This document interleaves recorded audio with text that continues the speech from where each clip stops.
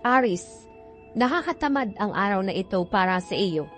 Makakaramdam ka ng pagkainip sa paghihintay sa isang tao na inaasahan mong darating ngayong araw. Subalit matatapos ang buong araw na hindi mo siya masisilayan. Nagbabala din ang araw na ito at ang ilang araw pang darating na hindi sinasadyang madaraya mo ang iyong sarili sa pamamagitan ng pag-iisip. Hindi ka dapat magrunong-runungan sa panahong ito.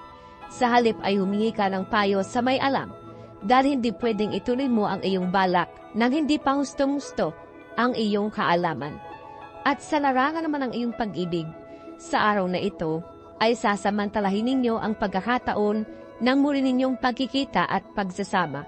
Kaya walang puwang ang anumang tampuhan. Masaya ang araw na ito para sa inyo. Your lucky number for today, number 24. Your lucky color, blue.